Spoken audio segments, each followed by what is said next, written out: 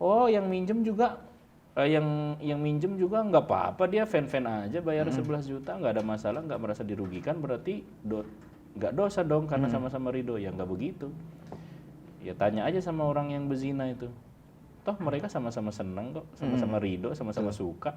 Lantas apakah perbuatan zina itu dilakukan atas dasar sama-sama suka kemudian menjadi halal perbuatannya? Kan tidak. Assalamualaikum Insafbor. Nah, ngomong-ngomong tentang muamalah nih, Ustaz. Iya. Eh, apakah Islam itu mengatur muamalah? Wis pasti. Islam itu dari bangun tidur sampai tidur lagi itu semuanya diatur. Cara minum bagaimana, tangannya apa, cara makan harus doa dulu, cara duduk yang baik, tidur ngadep ke kanan, ngadep ke kiblat, semua. Apalagi muamalah, masalah duit. Dan semua orang pasti menghabiskan waktunya untuk mencari duit itu. Maka Islam mengatur betul. Katakanlah dalam segi hutang piutang muamalah.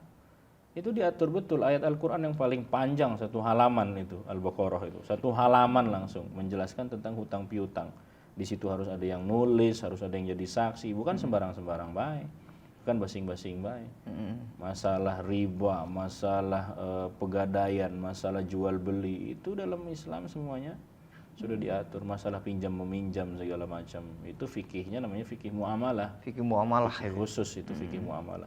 Makanya jangan baca fikih pernikahan terus. Giliran baca fikih pernikahan semangat nih. Wah, ini mantep ini. Giliran baca fikih muamalah lesu dia. Ngantuk kayak gitu. Pasti semuanya berkaitan dengan fikih muamalah. Kita mau beli sekarang apalagi ada Gojek, GoSend, GoFood, Go apalagi. Semua di Go sekarang. Nah, itu kan ada pembahasannya. Kenapa Islam itu harus mengatur muamalah itu, Ustaz? Karena setiap kehidupan itu semua ada panduannya, ada apa guide of book lah, itu yang disebut dengan Al-Quran.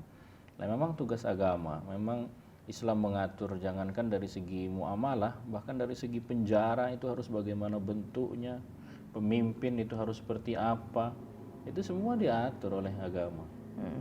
Seberapa detail? Detail betul. Itu kan tadi kita katakan, sedangkan dalam masalah hutang piutang saja harus detail. Yang nulis ada, kemudian yang saksi ada. Saksinya nggak masing-masing. Saksinya juga harus orang yang adil, orang yang terpercaya. Dia bukan orang yang gila, bukan orang yang tak berakal. Detail betul. Dalam jual beli pun seperti itu. Bahkan dalam mazhab Syafi'i kalau jual beli dia harus ada akadnya. Ini saya jual minuman ini dengan harga 5.000 tunai. Nanti ada akad penerimaannya, saya terima minumannya segala macam, detail betul. Nah, setiap apa yang diatur dalam Al-Quran, dalam Islam, itu pasti tidak ingin merugikan umatnya kan? Betul. Nah, untung dari bermuamalah secara syariah itu gimana? Untungnya tidak ada yang dirugikan, tidak ada yang disakitkan, tidak ada yang merasa dizolimi, katakanlah dalam pinjam meminjam. Berapa pinjamnya? 100.000. Maka dalam agama harus dibalikkan 100.000. Tidak boleh ada embel-embel jatah preman lah, jatah preman. Iya kan begitu biasanya. Nitip 10.000, nanti balikinnya juga 10.000. Itu kenapa orang-orang Mekah dulu sangat senang menitipkan uangnya kepada Nabi Muhammad, karena Nabi itu dikenal sebagai Al-Amin, yang memegang amanah. Jadi kalau nitip sama Nabi barang 10, balik 10. Kalau sama orang lain nitip 10, balik 9. Jadi yang 5 satu ini duit preman lah, apalah jatah apa segala macam, pajak. Nah, itu kadang kan banyak, emang bener. Kadang sekarang banyak nih yang apa tuh namanya tuh kalau orang yang pinjemin duit itu rentenir Ya. Nah, itu termasuk yang merugikan atau gimana itu, Ustaz?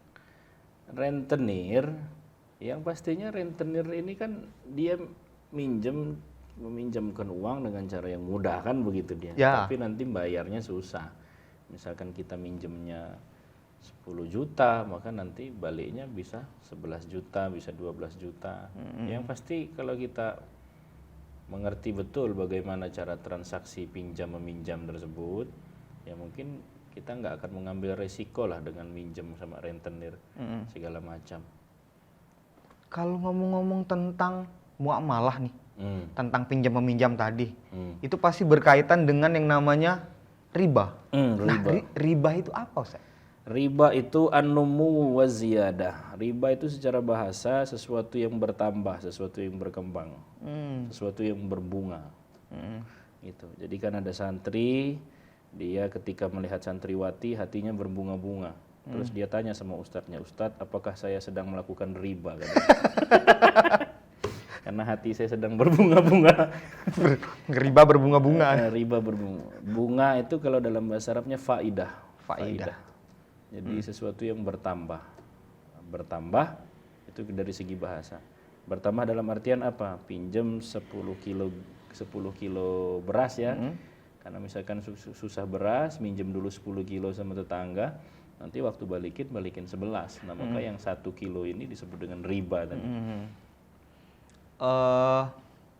Kalau misal, jadi kan kalau misal dia minjem 10, balikin 11, itu satunya riba.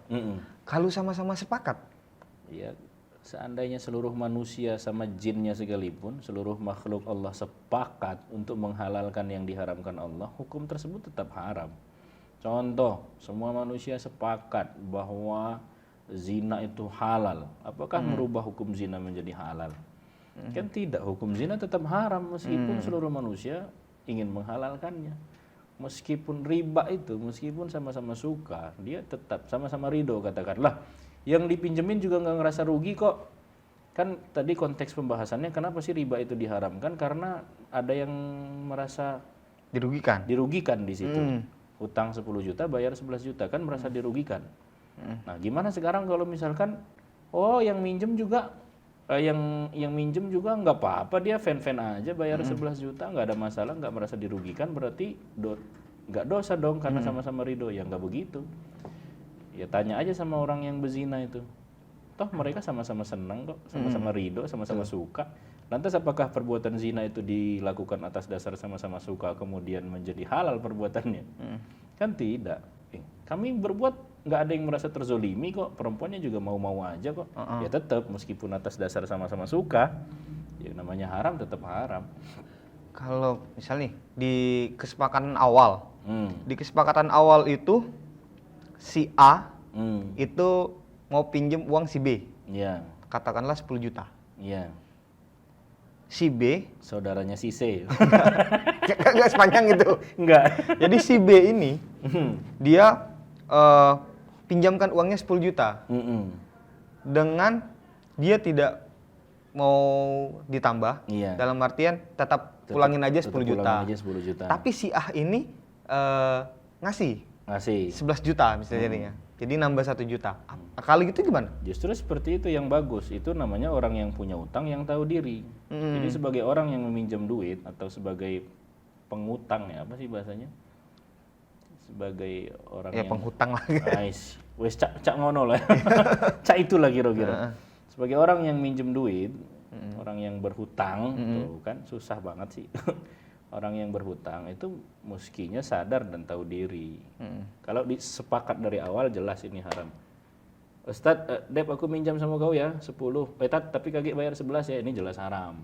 Tapi sebagai orang yang punya utang yang tahu diri, kalau saya minjem 10 Dep, dikasih. Nanti waktu bayar misalkan mau dilebihkan, ini utang 10, Dem. Nah, ini sebagai bentuk ya terima kasih lah. Lah minjemin ya, ini ada sekitar berapa sekian 200 300 memberikan hadiah, itu malah bagus. Itu berarti dia orang yang meminjam dan dia cerdas. Memang seperti itu. Sebaik-baiknya orang yang meminjam hutang itu adalah ketika memberikan hadiah ketika membayar itu tadi. Jadi tidak masalah kalau misalkan konsepnya waktu di akhir Cak Adep tanya tadi, Cak Mas Bro tanya tadi. Assalamualaikum Insafbor.